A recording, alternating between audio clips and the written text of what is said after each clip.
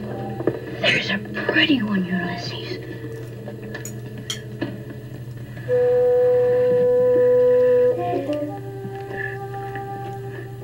There it is. BookTube, I'm Sean the Book Maniac. Welcome back to my channel. Here I am with the Friday Reads, coming to you from Saskatoon, Saskatchewan, Canada. It's about 7 in the morning. I think I can hear Mum just getting up upstairs. Kenji's awake and playing computer games and enjoying a coffee in the next room. And here I am with the Friday Reads. So, first off, you can hear I still have a cold, but it's much better. I am somewhat pleased to tell you that I've made a breakthrough with treating jet lag, which has been the bane of my existence since I moved to Japan and has been getting worse and worse the older I get. The first few years I would only have jet lag coming back to Canada, but returning to Japan, I could recover from my jet lag very quickly, but now both ends take weeks and weeks to recover from, and it's just horrible. So this Christmas we decided to try melatonin, and I started taking it the night I arrived in Canada, and took it at bedtime, and then when I'd wake up at 1 or 2 in the morning, at which point I would usually be awake until I went down for an afternoon nap. Didn't do diddly squat. Did it for two nights, nothing. A friend of Mum's swears by this medicine, over-the-counter medicine, Gravol, which is actually designed to prevent and treat nausea, vomiting, and dizziness due to motion sickness. So, off-label, people. This works like a charm. The first night I used it, I took 2 pills at bedtime, and then 2 more pills when I woke up at 1 a.m., and I slept through the night. But I was really groggy the next day, so since then I've been taking, the next couple nights I took 1 pill at bedtime and 1 pill when I woke up in the night and went right back to sleep. I mean, when I say right back to sleep, I mean within an hour. That's falling asleep fast for yours truly. And now I am trying to wean myself off them, so I'm only taking it when I wake up in the middle of the night, 1 pill. And that's what I did last night. And I am sleeping through the night. So, for the first time in 10 years, I have found a cure for my jet lag. And I came here on Saturday the 22nd. Kenji came a few days later, so he's been here since December 26th, and they are working for him too. So, here's the downside. With my jet lag, which would wake me up at 2 a.m. or 4 a.m. or whatever every morning when I'm home in Canada, I would get a ton of reading done. And now I'm not getting very much, so I'm kind of going stir-crazy. I think because I only took the 1 pill in the night, I was been awake since about 6, and so I finished some books and got ready to do this Friday Reads, and so that was good, but I'm not sure which is better. Because if I don't get a lot of alone time, especially reading time, I get squirrely spending the whole day with loved ones. Even though I love them, I just get cranky because I haven't had my time, and I was getting it with the jet lag. So, anyway, so on to the books. I am bailing my way through to the new year. Surprise, surprise. I'll start with Bales. The first book I have to tell you about, and it won't come as a big surprise, but I know will disappoint some of you out there. Sorry, Laura. Was I bailed on Songs for the Cold of Heart by Eric DuPont. I've already traded it in at a wonderful used bookstore here in Saskatoon, so it's gone. I hated so much about it that I couldn't continue. There were parts of it that I really liked, and it's just not for my taste. But let me tell you what caused me to bail. I talked about it on my Friday Reads. I'm not going to go over all that again, but I read 100 or more pages on the plane last weekend, and I was enjoying quite a bit of it. Never found myself really caring about the characters, but in awe of the breadth, the span of the narrative. There was a kind of narrative acrobatics to the structure of the novel that I really appreciated, and a kind of meta quality which often I hate and which seemed to really work here. A story about storytelling. But it got so madcap in a way that a lot of American fiction does, where it just, the narrative incidents were unglued from any cohesive sense of shape of a story. It was just madcap for madcap's sake. So there's a young character and she's pregnant, and she leaves Quebec with her best friend and goes to New York for an abortion, which was illegal everywhere at that time. I think it was early 1960s. While she's in the abortionist's office and he's examining her, he notices a birth defect, a birth mark, which is pretty thematically key to the story, and I didn't read far enough to find out how all that shook out, and I don't regret not knowing. But then some altercation which had no connection. Maybe all would have been revealed later, but it just came out of left field, this altercation in the receptionist's office. So he leaves, and then the young woman runs out and takes the money that her mother had given her and puts it in her pocket and steals a bunch of stuff. And then she and her girlfriend, they run to, is it Grand Central Station or whatever the bus terminal is, anyway. And the abortionist and the receptionist are chasing them, and it just read like a bad B movie.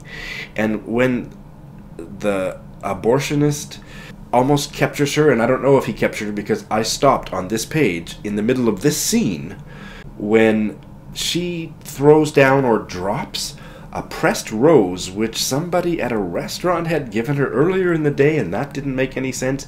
And these pressed roses had once belonged to Maria Callas, and she throws them down, and the abortionist chasing after her, and he slips on them and he gets hurt. And I just thought, this is fucking stupid, and I bailed. Like, that just makes me angry. Like, who cares about any of that shit? I didn't. So, bye-bye. So I can't remember how much I read of it. About half, I think.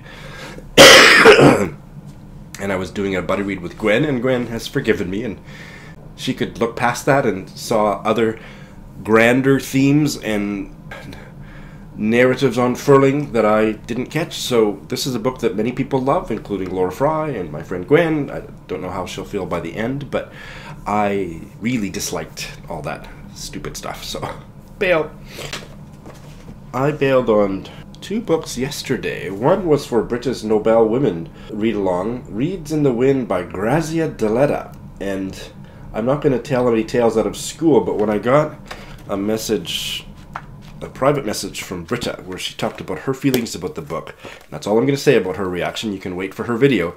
I took it as permission that I could bail, because I didn't like this very much at all. It started out so great. It's published in, the setting is around the turn of the 19th century, but it was published, I'm not sure when, because she died in 1936, and she won the Nobel Prize in 1926, so I'm not sure exactly when this was published, but this was a story about some noble Sardinian sisters living in poverty on their tiny town in Sardinia, and the oldest sister had defied their tyrannical father, now dead, and eloped with some guy and left town. And she's dead, but her gallant, handsome young son comes to reunite with the aunts that he's never met. And that had the makings of kind of a family saga, and the main character here was the family servant, Ethics. Started out, I thought, oh, this is going to be good, but it just devolved into a whole bunch of garbage about religion and fairy tales. And I hate both of those, so I bailed. Enough said. Please watch Britta's video. I don't think she will come down as hard on it as I have. And I hope other people enjoyed it, but I was bored silly. I tried this one this week, and it didn't work out. Cool for You, a novel by Eileen Miles. Now, at the time that this was published, I believe Eileen Miles identified as a lesbian. She was published in 2000, but since then, according to Wikipedia, Eileen Miles identifies as transgender, and I will do my best to use the correct pronouns. It's awkward and difficult for an old fogey like me, but I think it's really important.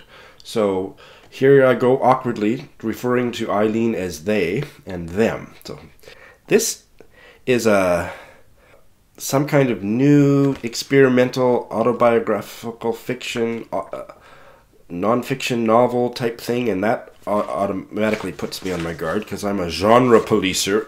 But I was captivated early by the writing and the protagonist. Do I need to refer to the protagonist? in a novel written before they identified as transgendered as they. I'm not sure. I'm gonna do my best. Anyway, the protagonist is Eileen Miles, so I will just err on the side of caution.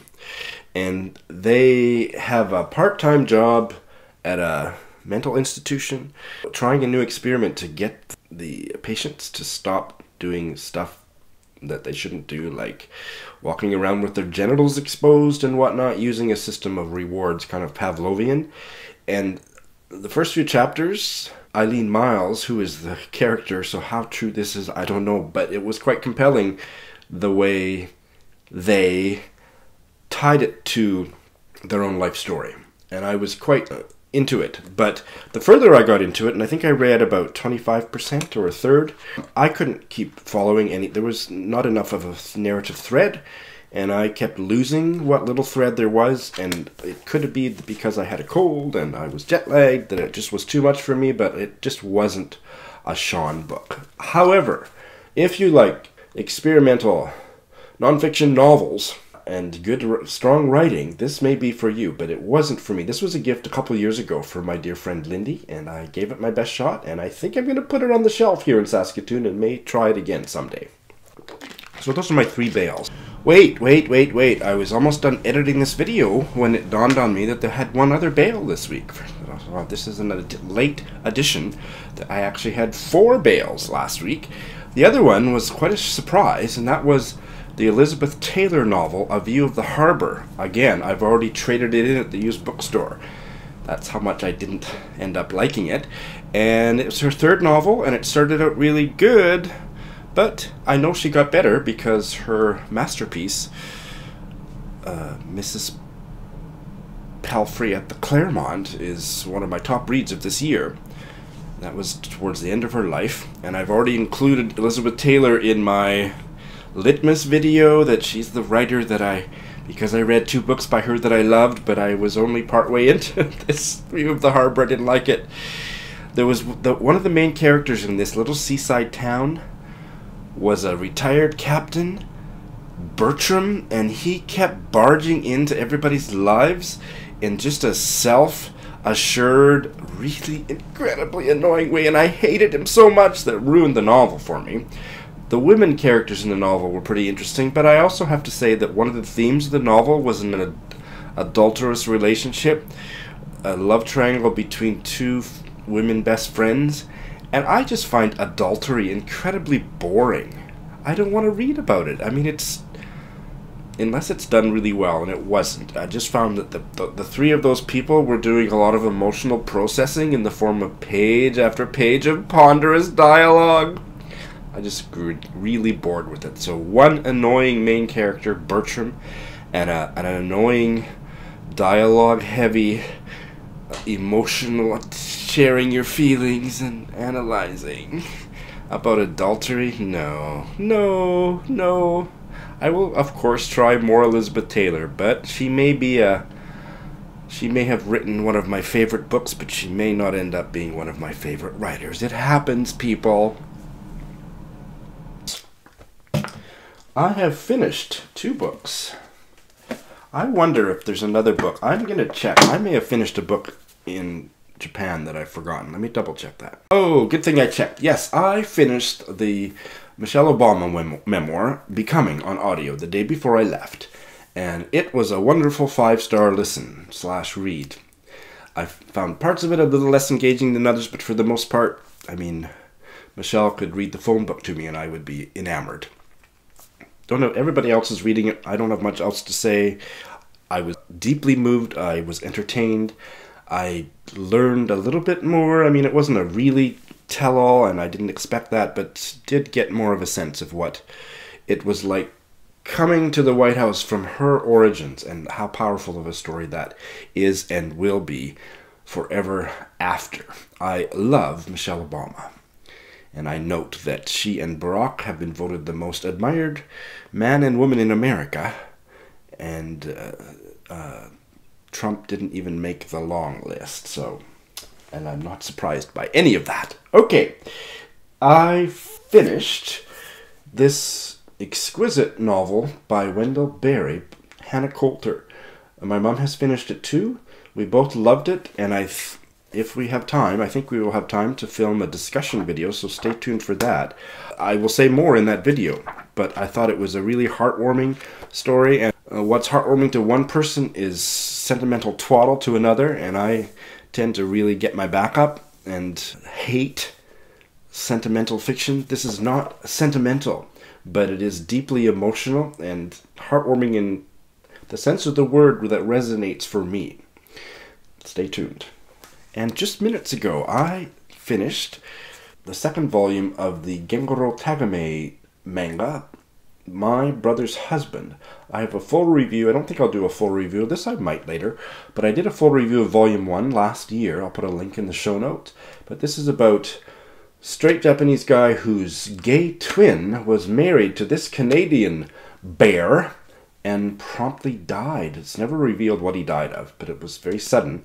And so this gay widower comes to Japan to meet his husband's brother, who's hot, and falls in love with the daughter.